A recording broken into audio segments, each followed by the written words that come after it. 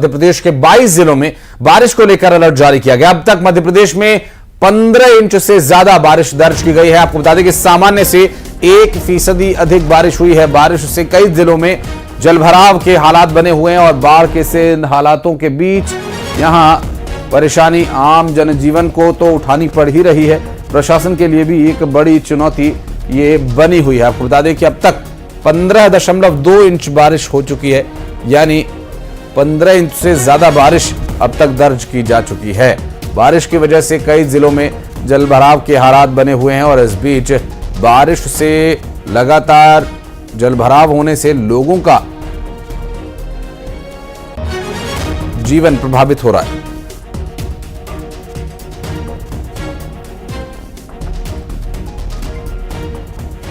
और सामान्य से 1% अधिक बारिश अब तक हुई है और बारिश से कई जिलों में जलभराव के हालात बने हुए हैं।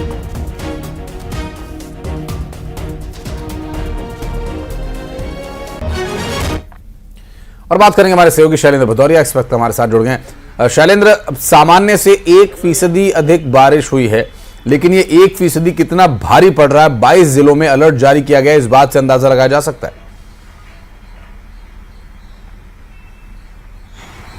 बिल्कुल आशीष, आपने ठीक कहा कि मध्य प्रदेश में मानसून पूरी तरीके से मेहरबान नजर आ रहा है। जिस तरीके से मध्य प्रदेश के अलग अलग हिस्सों में लगातार रोज तेज बारिश देखने को मिल रही है। अगर आज की बात करूं तो मौसम विभाग ने मध्य प्रदेश के 22 जिलों में बारिश का ऑरेंज अलर्ट जारी किया, यानी लगातार जो है इन इलाकों में हैवी रेन का सामना स्थानीय लोगों को करना पड़ेगा। और जिस बात का आपने जिक्र किया कि अब तक मध्य प्रदेश में लगभग 15 इंच से अधिक की बारिश जो है वो दर्ज की जा चुकी है। सामान्य से 1% अधिक बारिश हुई है और इस 1% बारिश ने कई इलाकों में हाहाकार मचा दिया, चाहे वह ग्वालियर चंबल संभाग के इलाके हो या बुंदेलखंड के इलाके, जहां पर स्थिति ये हो गई कि शहरों में पानी हर जगह भर गया है और लोगों को नाव चलानी पड़ रही है, प्रशासन को रेस्क्यू करना पड़ रहा है। तो इससे अंदाजा लगाया सकता है कि आने वाला मौसम जो है या आने वाली जो बरसात है वो किस तरीके से लोगों की परेशानी का सबब बन सकती है। क्योंकि मौसम विभाग ये साफ कर चुका है कि न केवल जुलाई बल्कि अगस्त का महीना भी मध्य प्रदेश में मानसून पूरी तरीके से एक्टिव रहेगा और यदि जो सामान्य बारिश है, जो औसत बारिश है, उससे भी अधिक मध्य प्रदेश में इस बार बारिश होगी। हालांकि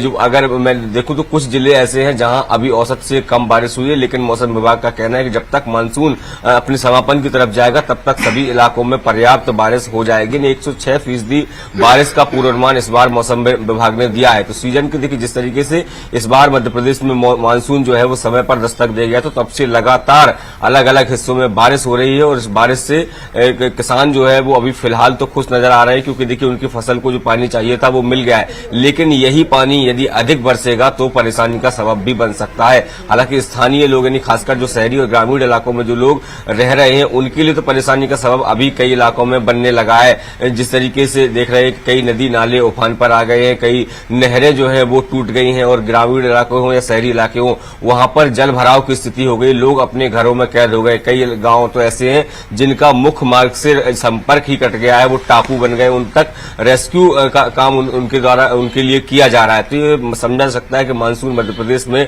पूरी तरीके से सक्रिय है और आने वाले अगस्त के महीने में भी इसी तरीके से सक्रिय रहने वाला है। जी, बहुत शुक्रिया आपका शैलेंद्र इस पूरे मामले पर जानकारी देने के लिए। और बड़ी खबर आपको बता दें, राहुल गांधी आज सुल्तानपुर की एमपी एमएलए कोर्ट में पेश होंगे। कर्नाटक में विधानसभा चुनाव के दौरान केंद्रीय मंत्री अमित शाह पर की गई टिप्पणी के मामले में राहुल गांधी के सुल्तानपुर कोर्ट में पेशी होगी और इससे पहले 2 जुलाई को सुल्तानपुर की एमपी एमएलए कोर्ट में कांग्रेस नेता राहुल गांधी को मानहानि मामले में पेश होना था, लेकिन संसद में व्यस्त होने का हवाला देते हुए राहुल गांधी कोर्ट में पेश नहीं हुए थे, जिसके बाद कोर्ट ने 26 जुलाई को राहुल गांधी को पेश होने का आदेश जारी किया था।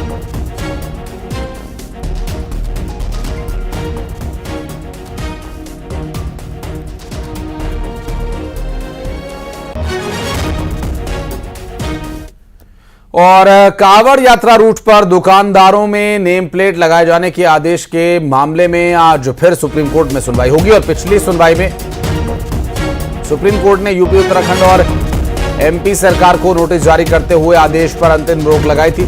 सुप्रीम कोर्ट ने कहा था कि दुकान मालिकों को नाम बताने की जरूरत नहीं, दुकानदारों को बस ये बताना होगा कि वे दुकान में शाकाहारी या मांसाहारी किस तरह का भोजन परोस रहे हैं।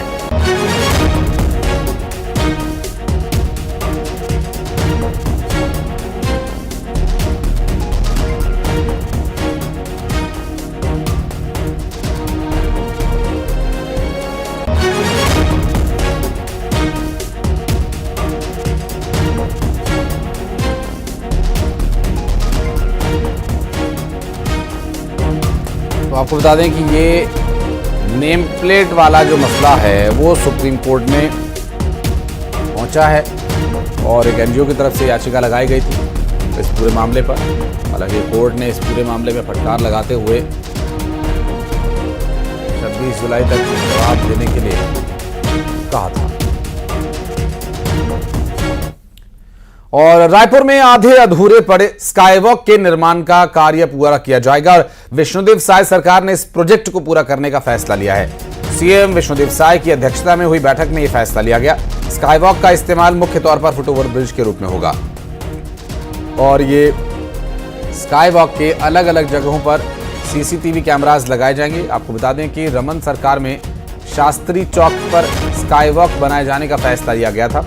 इसका निर्माण भी शुरू कर दिया गया था, लेकिन साल 2018 में कांग्रेस सरकार ने स्काईवॉक निर्माण पर रोक लगा दी थी और इसको लेकर राजनीतिक विवाद भी हुआ था।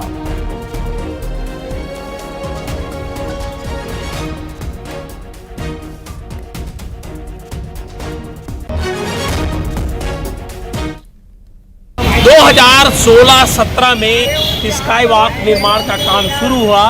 उसके बाद छत्तीसगढ़ में कांग्रेस की सरकार आई, काम रुक गया और लगभग 7 साल से काम रुका हुआ है।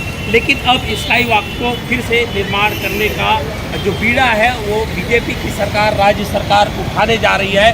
हालांकि लोग अलग अलग तरीके से अपने जो अपनी बात है वो रख रहे हैं। कोई कह रहा है कि स्काई वॉक का निर्माण नहीं होना चाहिए और कोई इसे उपयोगी बता रहा है। लेकिन इस बीच राज्य सरकार ने एक बड़ा फैसला लिया है और अधूरे काम फिर से शुरू होंगे।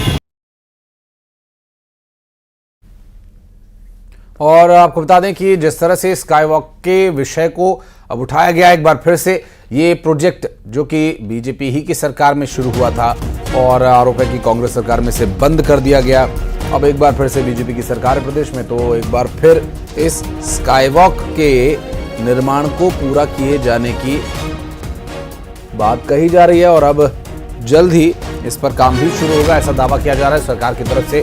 जो काम रुका हुआ था उसे अब हरी झंडी दी जा सकती है और जल्द ही इस पूरे निर्माण कार्य को अमल में लाया जाएगा।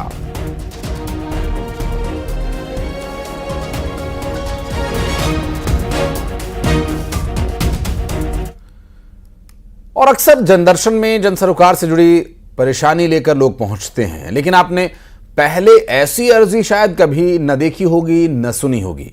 एक प्रेमी जन दर्शन में पहुंचा जिसकी फरियाद सुनकर अधिकारी भी हैरान रह गए।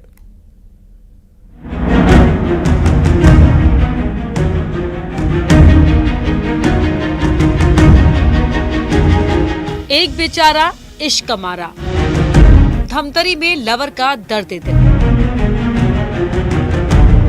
जन दर्शन में पहुंचा दिल दा मामला, प्रेमिका से कराओ मुलाकात। सर हमारी मीटिंग फिक्स कराओ। इस इश्क में कौन विलेन? ये कैसी मुश्किल है।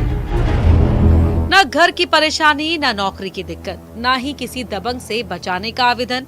इस चिट्ठी पर गौर कीजिए, क्योंकि इसे पढ़कर अधिकारी भी सोच रहे होंगे क्या करे क्या ना करे, ये कैसी मुश्किल है। तो इस लाइन को पढ़िए। जन दर्शन में दर्द दिल का मामला पहुंचा, प्रेमी सीधे आवेदन लेकर पहुंच गया कि जिसका टाइटल है प्रेमिका से मुलाकात के संबंध में। इस आवेदन में प्रेमी ने अपनी कोशिशों का हवाला दिया कि वह 2 बार प्रेमिका से मिलने गया, लेकिन उसे महबूबा का दीदार नहीं हुआ। सारी कोशिश करके हार गया। तब उसे सिर्फ एक ही रास्ता सूझा और वो था जन दर्शन में अपना दर्द दिल बयां करने का। जिस आवेदन में गुहार लगाई गई है उसे प्रेमिका से मिलने की परमिशन दी जाए। देखिए, हर तरह के आवेदन पत्र आते हैं। हर आदमी को अपनी बात रखने का अवसर है जन दर्शन, और आते हैं विश्वास के साथ। और हम लोग कलेक्टर महोदय के निर्देशन में जैसा उचित होता है, व्यवहारिक तौर तरीके होते हैं, उसके हिसाब से समझाइश देके बहुत सारे निर्णय भी लेते हैं और उसका हल भी निकलता है। अब सुनिए इस दर्द के बारे में। दरअसल धमतरी के अमेठी गांव का रहने वाला प्रेमी कलेक्टर जन दर्शन में पहुंचा, जिसका आवेदन पढ़कर अधिकारी भी हैरान थे।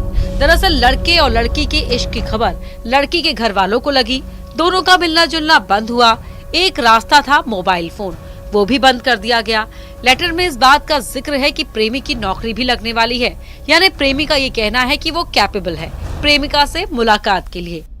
देखिए उसको मतलब मैडम, ये जो प्रकरण मेरे नॉलेज में नहीं है, मैम के नॉलेज में है, और जिनको भी मतलब वो मार्क किए होंगे उसमें वो प्रभावी तरीके से कार्रवाई करके इसमें कुछ न कुछ हल निकालने की कोशिश करेंगे। अब अधिकारी इस दिल के मर्ज का क्या हल निकालेंगे, ये अपने आप में दिलचस्प होगा। न्यूज़ 18 मध्य प्रदेश छत्तीसगढ़ के लिए धमतरी में अभिषेक पांडे के साथ ब्यूरो रिपोर्ट। और यहाँ रुक रहे एक छोटे से ब्रेक के लिए, जल्द लौटते हैं।